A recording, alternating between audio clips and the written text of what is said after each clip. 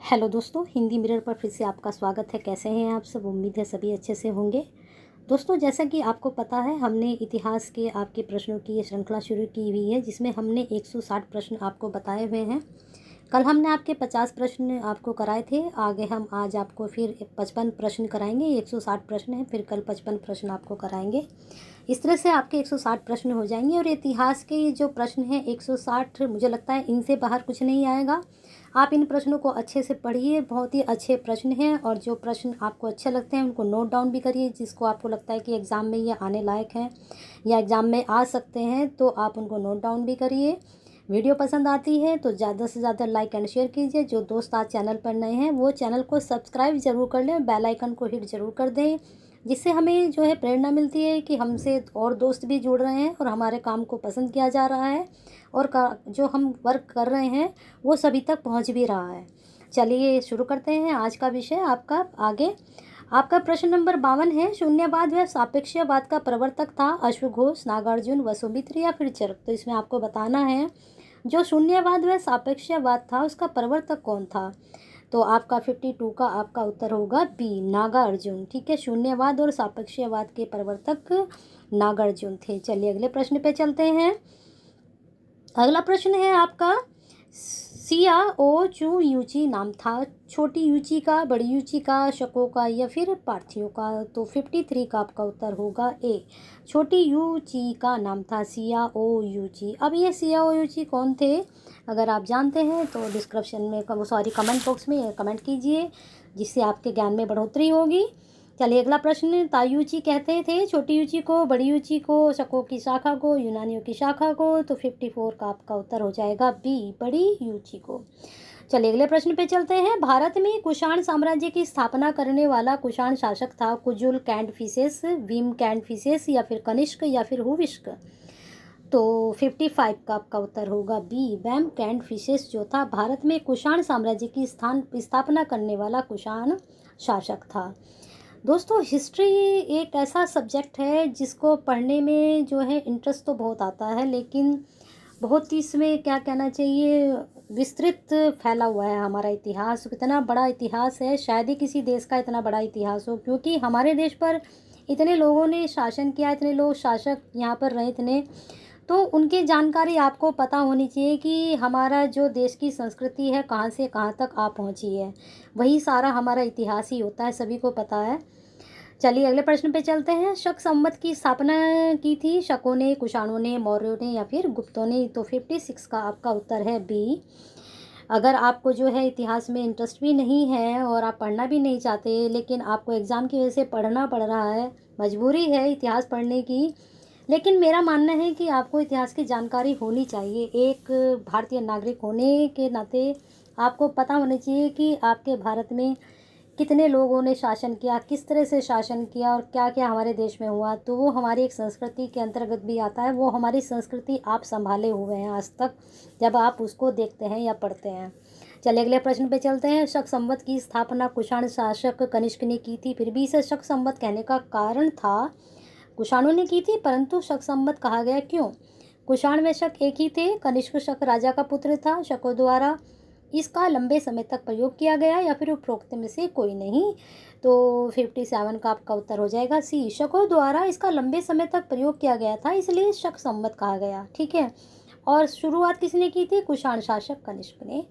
चलिए अगले प्रश्न पे चलते हैं। समुद्रगुप्त के विषय में जानने का एक प्रमुख स्रोत है मुद्राएं, देवी चंद्रगुप्तम, ऐरण अभिलेख, उपरोक्त में से कोई नहीं। तो 58 का आपका उत्तर हो जाएगा सी, ऐरण अभिलेख। बहुत अच्छे हैं ये, हमने भी देखा है ऐरण अभिलेख, उनको जानने का प्रमुख स्रोत है, या आप भी देख सकते हैं ऐरण में जाकर। चलिए अगला प्रश्न है। समुद्रगुप्त ने आर्यवर्त के राजाओं के प्रति जो नीति अपनाई उसे कहते हैं सर्व दक्षिणापथ, राजग्रह, मोक्षानुग्रह, आर्यव्रत, राज्य प्रसोभोधरण, आर्यव्रत राजग्रहण, मोक्षानुग्रह, सर्व दक्षिणापथ, राज्य प्रसोभोधरण। तो 59 का आपका उत्तर हो जाएगा बी, आर्यवर्त राज्य प्रसोभ है उदाहरण है। तो ये समुद्रगुप्त ने आर्यवर्त के राजाओं के प्रति जो नीति अपनाई थी। बहुत ही अच्छा क्वेश्चन है, भले ही नोट डाउन करने लायक ना हो, लेकिन आपके ज्ञान की वृद्धि करने के लिए ज़रूर है। समुद्रगुप्त की दक्षिणापथ के राजाओं के प्रति अपनाई गई नीति को कहते हैं, वो हमने कौन से देखे थे यहाँ पर ऊपर, आर्यवर्त राजाओं के प्रति समुद्रगुप्त के बारे में आप अगर पढ़ें तो बहुत ही अच्छा शासन किया इन्होंने। समुद्रगुप्त ने मतलब इनको अगर आप पढ़ेंगे तो आपको एक अलग ही इंटरेस्ट आएगा, आप कहेंगे कि हिस्ट्री में ऐसा भी है। तो आर्यवर्त राज्य प्रसवोद्धरण है, सर्व दक्षिणापथ राजगृह मोक्ष अनुग्रह, सर्व दक्षिणापथ राज्य प्रसवोद्धरण है, आर्यवर्त राजगृह मोक्ष अनुग्रह। तो 60 का आपका हो जाएगा बी, सर्व दक्षिणापथ राजगृह मोक्ष अनुग्रह। आपको अभी तक पता भी नहीं होगा कि समुद्रगुप्त ने ये नीतियाँ भी चलाई थी। चलिए अगले प्रश्न पे है, सैयद वंश का संस्थापक कौन था? मुबारक खां, मोहम्मद शाह, खिज्र खां, उपरोक्त में से कोई नहीं। तो 61 का आपका हो जाएगा सी, खिज्र खां। सैयद वंश का संस्थापक खिज्र खां था। चलिए अगले प्रश्न पे चलते हैं, लोधी वंश का संस्थापक कौन था? सिकंदर, इब्राहिम या फिर बहलोल, उपरोक्त में से कोई नहीं। तो 62 का आपका हो जाएगा सी, बहलोल। लोधी वंश का संस्थापक बहलोल था। ठीक है, अगला प्रश्न है, गुलरुखी उपनाम से कविताएं लिखने वाला शासक था? कितना अच्छा प्रश्न है ये, नोट डाउन करिए इसको। बलबन, सिकंदर लोधी, शाहजहां या फिर औरंगजेब। तो 63 का आपका हो जाएगा बी, सिकंदर लोधी। गुलरुखी नाम से लिखते थे सिकंदर लोधी। और आपकी जानकारी के लिए बता दूं, हिंदी साहित्य में जो भक्ति काल के संत हैं कबीरदास जी, वो सिकंदर लोधी के ही टाइम के हैं। चलिए अगले प्रश्न पे चलते हैं, शेरशाह की मृत्यु किस अभियान के दौरान हुई? चौसा का युद्ध, बिलग्राम, कन्नौज का युद्ध, घाघरा का युद्ध या फिर कालिंजर का युद्ध। तो 64 का आपका शेरशाह की मृत्यु किस अभियान के दौरान हुई ये बताना है। तो 64 का आपका हो जाएगा चौसा का युद्ध। चौसा का युद्ध का ऊपर भी कल हमने प्रश्न आया था, वो हुमायूं जी के बारे में आया था कल, तो देखना आप। कल हम आपको उसमें डिस्क्रिप्शन में जो इतिहास की कल हमने वीडियो अपलोड की थी उसका लिंक दे देंगे, तो आप कल के प्रश्न भी देख लें अगर जिसने नहीं देखे हैं। अगर नहीं हम कमेंट उसमें डिस्क्रिप्शन में देते हैं तो आप डायरेक्ट जो है चैनल पर जाकर भी, आपकी हमने ये प्लेलिस्ट बनाई हुई है UPSC के बराबर उससे, तो आप वहाँ पर भी जाकर टेस्ट सीरीज के नाम से देख सकते हैं। ठीक है, असिस्टेंट प्रोफेसर के नाम से। इतिहास में शेरशाह किस लिए प्रसिद्ध है? वीरता के लिए, न्यायप्रियता के लिए, प्रशासनिक व्यवस्था के लिए, विशाल साम्राज्य के लिए। 65 का आपका उत्तर हो जाएगा सी, प्रशासनिक व्यवस्था के लिए इतिहास में शेरशाह ने के लिए प्रसिद्ध है। ठीक है, शेरशाह भी, जहांगीर भी बहुत अच्छे ये जिन्होंने शासन किया है। चलिए अगले प्रश्न पे चलते हैं, अकबर भी हैं उनमें शामिल। ईस्ट इंडिया कंपनी ने प्रारंभ में किस मुद्रा प्रणाली को अपनाया? बाबर, हुमायूं, अकबर या फिर शेरशाह। तो 66 का आपका उत्तर हो जाएगा डी, शेरशाह ने सबसे पहले ईस्ट इंडिया कंपनी को प्रारंभ में मुद्रा प्रणाली के रूप में अपनाया था। इन लोगों ने पहले अपनी मुद्रा चलाई यहाँ पर। शेरशाह द्वारा निर्मित एक सड़क सड़के आजम कहलाती थी, वह थी आगरा से जोधपुर, आगरा से बुरहानपुर, कलकत्ता से पेशावर या लाहौर से मुल्तान। तो 67 का आपका उत्तर हो जाए कलकत्ता से पेशावर। चलिए अगले प्रश्न पे चलते हैं, शेरशाह को भारतीय मुसलमान शासकों में महानतम मानने वाले विद्वान हैं?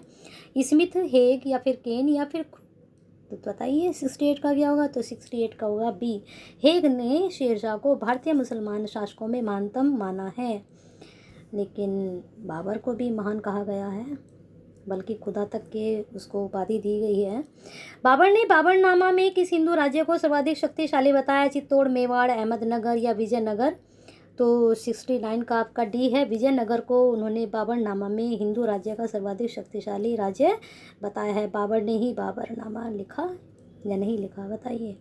हुमायूं जीवन में पर्यंत लड़खड़ाता रहा तथा लड़खड़ा कर ही उसकी मृत्यु किस इतिहासकार का कथन है? बहुत ही महत्वपूर्ण कथन है, बचपन से सुनते आ रहे हैं इस कथन को और आज तक भी ये महत्वपूर्ण बना हुआ है, तो नोट डाउन करिए इसको। स्मिथ, कनिंघम, हैवल, लेन पुल। तो 70 का आपका उत्तर हो जाएगा डी, लेन पुल ने इनको कहा कि वो जीवन पर्यंत लड़खड़ाते रहे, लेकिन लड़खड़ा कर ही उसकी मृत्यु, कैसे मृत्यु हुई थी? घोड़े से गिरने पर।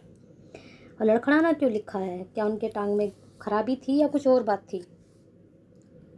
इसको आप खोज करिए क्या बात थी। भारत में सर्वप्रथम बारूद का प्रयोग किसने किया? अलाउद्दीन ने, मोहम्मद तुगलक ने, बाबर ने या फिर अंग्रेजों ने। तो 71 का आपका होगा सी, बाबर ने। भारत में सर्वप्रथम बारूद का प्रयोग बाबर ने किया था।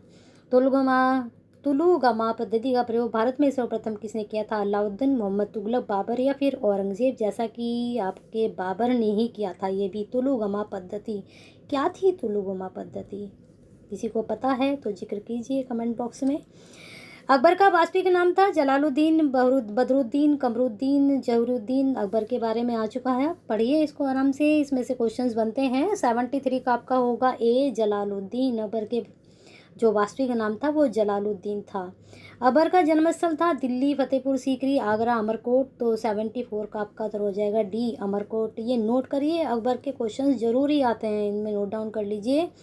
अकबर का सिंहासन रोहण कहाँ किया गया था? दिल्ली, आगरा, कालानूर, अमरकोट। तो 75 का उत्तर होगा सी, कालानूर में ये गए हुए थे और जल्दी आनन फान में नहीं इनका तिलक किया गया था। दीन इलाही की स्थापना किस शासक ने की? बाबर, हुमायूं, अकबर या औरंगजेब? ये तो मोस्टली सभी को पता है, ये क्वेश्चंस भी आप बचपन से ही पढ़ते आ रहे हैं। दीन इलाही की स्थापना अकबर ने की थी। चलिए अगला प्रश्न है, किस मुगल शासक को राष्ट्रीय सम्राट कहा जाता है? बाबर, हुमायूं, अकबर या फिर शाहजहां? तो इसलिए इनको अकबर को ही कहा जाता है राष्ट्रीय सम्राट। सुलह कुल नीति का पालन किस मुगल सम्राट ने किया? बाबर, हुमायूं, अकबर या फिर शाहजहां? ये भी आपके अकबर ने ही किया था, क्योंकि सुलह कुल क्या था? सुलह कुल में उन्होंने शादियाँ की और भी उन्होंने बहुत चीज़ें चलाई, तो उसमें सुलह होती थी कि हम ये चीज़ कर लेते हैं आपस में मिलकर, तो हमारा क्या होगा, आपस में संबंध बनेंगे। तो सुलह कुल नीति का उसको उन्होंने नाम दिया था। उन्होंने हर धर्म की जो है स्त्री से शादी की, उनके राजपुतानी भी थी, उनके क्रिश्चियन भी थी। तो आप ये देखिए कि उन्होंने ये सुलह कुल नीति के अंतर्गत ही ये शादियाँ की थी। अकबर का मकबरा स्थित है फतेहपुर सीकरी में, अहमदनगर में, सिकंदरा में, दिल्ली में। तो 79 का आपका उत्तर हो जाएगा सी, सिकंदरा में। बहुत ही महत्वपूर्ण प्रश्न। शाहजहाँ का वास्तविक नाम था सलीम खुर्रम दारा खुजा शुजा। 80 का नाम आपका हो जाएगा बी, खुर्रम। शाहजहाँ का दूसरा नाम या वास्तविक नाम क्या था? खुर्रम। जहांगीर के शासनकाल में आने वाला प्रथम अंग्रेज था Thomas Roe, William Fitch, William Hawkins. उपरोक्त में से कोई नहीं। तो 81 का आपका हो जाएगा सी। दोस्तों ये जो क्वेश्चन आपका है बहुत ही महत्वपूर्ण है। प्रथम अंग्रेज कौन था? अभी इसमें क्वेश्चन इस तरह से बनते हैं कि जहांगीर के समय कौन सा अंग्रेज आया, अकबर के समय कौन सा अंग्रेज आया, शेर शाह के, औरंगजेब के समय में कौन सा अंग्रेज भारत आया। तो ये क्वेश्चंस भी बनते हैं। तो जहांगीर का तो मैंने आपको बता दिया है, तो इस तरह के क्वेश्चंस भी आप देख लीजिएगा। मनसबदारी प्रथा को भारत में प्रचलित किया गया अकबर ने, बाबर ने, हुमायूं ने, औरंगजेब ने। ये सभी को पता है कि 82 में जो है अकबर ने ही मनसबदारी प्रथा को चलाया था। अमृतसर में स्वर्ण मंदिर के निर्माण के लिए भूमि प्रदान करने वाला मुगल सम्राट था। तो 83 का आपका बाबर, जहांगीर या उपरोक्त में से कोई नहीं, या फिर अकबर। तो ये भी अकबर ही थे जिन्होंने अमृतसर में स्वर्ण मंदिर जो हम आज भी देखते हैं उस टाइम का वो बना हुआ है, उसके निर्माण के लिए भूमि प्रदान की थी। और इनका एक दरबारी था, उसको इन्होंने ये दी थी। मैंने उनका नाम लिखा हुआ था, ये थोड़ा यहाँ पर ये मिट गया है, मैं आपको बता दूंगी। तो उनको ये भूमि प्रदान की गई थी, किसके लिए? खेती के लिए। परंतु उन्होंने वहाँ पर क्या किया? स्वर्ण मंदिर बना दिया था। चलिए अगले प्रश्न पे चलते हैं। मुगल भूमि व्यवस्था का विस्तृत वर्णन किस पुस्तक में मिलता है? अकबरनामा, आईन अकबरी, तुझके बाबरी, तबकाते बाबरी, अकबरी। तो बताइए 84 का क्या उत्तर होगा? तो 84 का आपका होगा बी, आईने अकबरी। मुगल भूमि व्यवस्था का विस्तृत वर्णन उसमें मिलता है। ठीक है, आईने अकबरी में। शिवाजी ने जयसिंह के साथ कौन सी संधि की थी? पूना की संधि, पुरंदर की संधि, गोलकुंडा की संधि, रायसेन की संधि। तो 85 का आपका उत्तर हो जाएगा बी, पुरंदर की संधि। याद करिए इसको भी। चलिए अगले प्रश्न पर। निम्नलिखित किस गवर्नर जनरल ने भारत में संविदात्मक सिविल सेवा का सर्जन किया, जिसे 1861 के बाद भारतीय सिविल सेवा के रूप में जाना जाता है? तो इसमें बताना है कि किस गवर्नर जनरल ने भारत में संविदात्मक सिविल सेवा का सर्जन किया। तो विलियम बेंटिंग ने, वेलेजली ने, कॉर्नवालिस ने, वॉरेन हेस्टिंग्स ने। तो 86 का आपका हो जाएगा सी, कॉर्नवालिस ने संविदात्मक सिविल सेवा का सर्जन किया था, जो आज भी हमारे देश में विद्यमान है। और ये 1861 के बाद भारतीय सिविल सेवा के रूप में जाना जाता है। चलिए अगले प्रश्न पे चलते हैं। भारत में ब्रिटिश की लेसज फेयर नीति का क्या उद्देश्य था? लेसज फेयर, भारतीय व्यापार पर ईस्ट इंडिया कंपनी के एक आधार की स्थापना, भारतीय हस्तशिल्प पर कुटीर माल के इंग्लैंड निर्यात के सभी प्रतिबंधों की हटाना, आधुनिक उद्योगों के प्रारंभ के लिए ब्रिटिश पूंजी को भारत लाना, भारतीय कच्चे माल के इंग्लैंड निर्यात व भारत में ब्रिटिश द्वारा तैनात किए गए माल के आयात पर समस्त प्रतिबंधों को हटाना। तो अब ये 4 ऑप्शन है, लेकिन एक ही इसका उद्देश्य रहा होगा। तो 87 का आपका है डी। ठीक है, भारतीय कच्चे माल के इंग्लैंड निर्यात व भारत में ब्रिटिश द्वारा किए गए माल के आयात पर समस्त प्रतिबंधों को हटाना। क्या किसका था? लेसर फेयर नीति का। फेयर नीति थी ये, लेकिन है नहीं थी। चलिए अगले प्रश्न पे चलते हैं। भारत के युवा सिविल सेवकों को प्रशिक्षित करने के लिए कलकत्ता में फोर्ट विलियम महाविद्यालय की स्थापना के लिए जिम्मेदार कौन था? Wellesley, Dalhousie, William Bentinck, Cornwallis.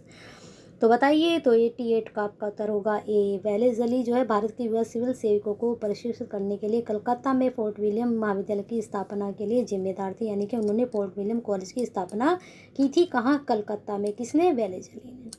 चलिए अगले प्रश्न पे चलते हैं। किस वायसराय के कार्यकाल में कलकत्ता, मद्रास और मुंबई के 3 प्रांतीय नगरों में उच्च न्यायालय की स्थापना की गई? बहुत ही इंपॉर्टेंट प्रश्न है, ये आपका जीके में भी आता है क्वेश्चन, ठीक है।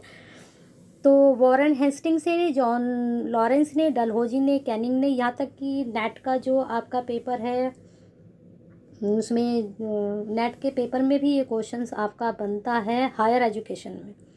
मुझे याद आया कि हायर एजुकेशन में क्वेश्चंस आया भी है, मैंने जब एग्ज़ाम दिया तो ये क्वेश्चंस मैंने भी फेस किया है, तो ये क्वेश्चन वहाँ पर भी बनता है हायर एजुकेशन में। चलिए नोट करिए इसको ज़रूर, ये कई जगह आपके प्रयोग में आएगा ये वाला प्रश्न। तो वॉरेन हेस्टिंग, जॉन लॉरेंस या डलहौजी या फिर कैनिंग, तो बताना है। तो 89 का आपका हो जाएगा बी, जॉन लॉरेंस। चलिए अगले प्रश्न पे चलते हैं। किसने विधवा पुनर्विवाह अधिनियम पारित किया था? ये सभी को पता है, कैनिंग, ऑकलैंड, विलियम बेंटिंग या फिर डलहौजी। तो आपको पता ही है कि डलहौजी। किसने विधवा पुनर्विवाह? विलियम बेंटिंग ने क्या किया था, कैनिंग ने किया था, सभी ने कुछ ना कुछ करके गए हैं। चलिए अगले प्रश्न पे चलते हैं। जॉनथन डंकन ने 1792 कहाँ पर संस्कृत विद्यालय की स्थापना की? इन लोगों ने कुछ अच्छे काम भी किए हैं। कलकत्ता, इलाहाबाद, बम्बई, वाराणसी। तो 91 का आपका उत्तर हो जाएगा डी, वाराणसी में। जॉनथन डंकन ने 1792 में संस्कृत विद्यालय की स्थापना की गई थी, जो आज भी है। और देखना चाहिए हमें अपनी संस्कृति को जाकर। अंग्रेजों ने भारत में अंग्रेजियों की शिक्षा का माध्यम कब बनाया? अंग्रेजी को बनाया था 1813 में, 1833 में, 1835 में, 1844 में। तो 92 का आपका हो जाएगा सी, 1835 में। लेकिन अंग्रेजी को शिक्षा का माध्यम बनाया किसने था, लाया कौन था ये? निम्नलिखित में से किसने भारत में लड़कियों की शिक्षा के लिए मंजूरी दी थी? डलहौजी, विलियम बेंटिंग ने। यहाँ 2 ऑप्शंस नहीं हैं, तो 93 का आपका ए हो जाएगा। डलहौजी ने भारत में लड़कियों की शिक्षा को मंजूरी दी थी। तो हर इंसान अच्छे बुरे होते हैं, इन लोगों ने कुछ बुरे काम किए तो कुछ अच्छे भी ये लोग करके गए हैं। यहाँ पर पहले हमारा देश बहुत अंधविश्वासों से घिरा हुआ था, शिक्षा नहीं थी, स्त्री विधवा विवाह नहीं था, सती प्रथा थी, बहुत चीज़ों का अंत इन लोगों के द्वारा ही हुआ था। 1854 के शैक्षिक डिस्पैच को तैयार करने वाला सर चार्ल्स वुड उस समय क्या था? भारत का राज्य सचिव, निदेशक, कोर्ट का अध्यक्ष, नियंत्रण मंडल का अध्यक्ष या फिर इंग्लैंड का प्रधानमंत्री? तो 94 का आपका हो जाएगा सी, नियंत्रण मंडल का अध्यक्ष। तो तभी तो मैं आपसे कह रही थी कि इतिहास अगर आप एग्ज़ाम के लिए नहीं पढ़ते हैं, एग्ज़ाम के लिए तो आप पढ़ ही रहे हैं, ये तो सभी को पढ़ना पड़ता है, लेकिन मेरा एक मशवरा है कि आप इतिहास वैसे भी पढ़ा करें, अपने देखा करें। कोई भी एक टॉपिक उठाइए, उसको पढ़िए कि क्या क्या हुआ, किस तरह से हुआ, ठीक है। लॉर्ड कैनिंग ले लो, विलियम बेंटिंग ले लो, इनके बारे में पढ़िए कि इन लोगों ने अच्छे काम भी किए हैं जो हमारे देश को आज आगे लेकर आए हैं वो चीज़ें। 1892 के भारतीय शिक्षा आयोग के अध्यक्ष कौन थे? थॉमस रेले, डब्ल्यू हंटर, मैकाले, सैडलर। तो 95 का आपका उत्तर है बी, डब्ल्यू हंटर। वैसे इनको हंटर के नाम से ही जाना जाता है। और भारतीय शिक्षा आयोग के अध्यक्ष थे ये 1822 में।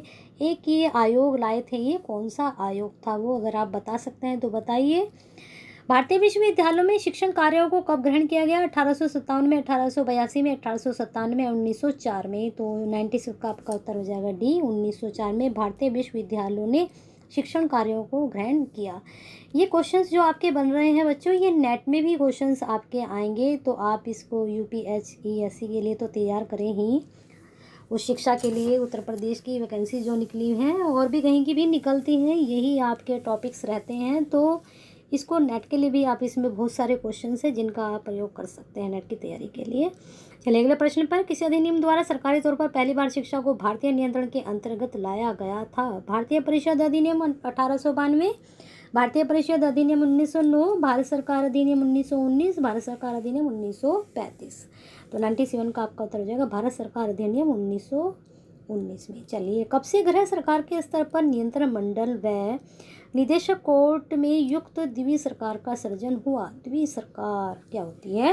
1784, 1813, 1833, 1853। तो 98 का आपका उत्तर हो जाएगा ए, 1784। चलिए अगले प्रश्न में। किस अधिनियम के कारण प्रेसिडेंसी प्रणाली की समाप्ति हुई थी? रेगुलेटिंग एक्ट 1773, फिर से India act 1784, charter act 1813, charter act 1833। तो 99 का आपका उत्तर हो जाएगा डी, चार्टर एक्ट 1833 के अधिनियम के कारण प्रेसिडेंसी प्रणाली की समाप्ति हुई थी। कल हमने इसके बारे में पढ़ा था, प्रेसिडेंसी प्रणाली के बारे में, कल की वीडियो में। चतुर्थ बोध संगति कहाँ आयोजित हुई थी? कश्मीर में, पाटलिपुत्र में, राजगृह में, वैशाली में। देखिए ये चतुर्थ बोध संगति का भी क्वेश्चन आया था, ये कल आया था कि किसके उसमें संरक्षण में चतुर्थ बोध संगति हुई थी। ठीक है, फिर मैंने आपसे पूछा चतुर्थ के बारे में भी आया था, प्रथम के बारे में भी पूछा गया था। तो मैंने आपका तो कहा था कि 4 संगति हुई थी, और ये 4 संगति जो हुई थी किस किस के अंतर्गत हुई थी और कहाँ हुई थी, ये चीज़ें आपको देखनी है। वहाँ पर धर्मगुरु भी बनते थे, उनके धर्मगुरु भी थे। तो 100 का आपका उत्तर हो जाएगा ए, कश्मीर में। चतुर्थ बोध संगति कश्मीर में हुई थी, और किसने आयोजित कराई थी ये भी आप देख सकते हैं, अशोक ने भी कराई थी ये बोध संगति, समुद्रगुप्त ने भी कराई थी, और किसने कराई थी शायद जो है उस वक्त औरों ने भी 2 ने कराई थी। तो आप देखिए किसने कराई थी, ये पूरा चार्ट आप तैयार कर लीजिए, आपके काम आएगा। निम्न वर्ग के लोगों को हिंदू धर्म में वापस लाने के लिए आर्य समाज में कौन सा आंदोलन चलाया? आर्य समाज आंदोलन, शुद्धि आंदोलन, प्रार्थना आंदोलन, उपरोक्त में से कोई नहीं। सभी को पता है लोगों को हिंदू धर्म में वापस लाने के लिए आर्य समाज ने कौन सा आंदोलन चलाया था? तो 101 का होगा शुद्धि आंदोलन। अच्छा, उनकी शुद्धि की गई। प्रथम एंग्लो वैदिक कॉलेज की स्थापना कहाँ की गई थी? दिल्ली, अमृतसर, लाहौर, बम्बई। 102 का आपका उत्तर होगा सी, लाहौर में प्रथम एंग्लो वैदिक कॉलेज की स्थापना। याद रखिए, इसको नोट डाउन कर लीजिए। किस समाज सुधारक का वास्तविक नाम नरेंद्र नाथ था? सभी को पता है, लेकिन फिर भी ऑप्शन पढ़ते हैं। विवेकानंद, राजा राम मोहन राय, दयानंद, ईश्वरचंद विद्यासागर। तो 103 का आपका उत्तर हो जाएगा ए, विवेकानंद जी। चलिए अगले प्रश्न पर। अलीगढ़ आंदोलन के संस्थापक कौन थे? सलीमुल्लाह, वकर उल हक, आगा खां, सर सैयद अहमद खां। तो 104 का हो जाएगा डी, सर सैयद अहमद खां अलीगढ़ आंदोलन के संस्थापक। नोट डाउन कर लिए, वेरी इंपॉर्टेंट। नामधारी आंदोलन के संस्थापक थे राम सिंह, ज्ञान सिंह, बाबा खेम सिंह, गुरुमुख सिंह। तो 105 का आपका उत्तर हो जाएगा राम सिंह। ठीक है, इसको आप नोट डाउन कर लीजिए, नामधारी आंदोलन। अब देखिए 105 आपके हो चुके हैं, कल 50 प्रश्न आपके कराए थे, तो ये इस प्रकार से आपके हो चुके हैं 50 और 105, यानी कि 105 ही आपके प्रश्न हो चुके हैं। तो जो है अब हम कल लेकर आते हैं आपकी वीडियो 55 और प्रश्न की। तो इस प्रकार से 160 आपके प्रश्न बन जाएंगे, और मुझे लगता है ये प्रश्न आपके लिए सफिशिएंट भी हैं और बहुत अच्छे प्रश्न भी हैं। पसंद आई है वीडियो तो लाइक एंड शेयर ज़रूर करें, पसंद आई तो लाइक एंड शेयर ज़रूर करें, और हमसे ऐसे ही जुड़े रहें।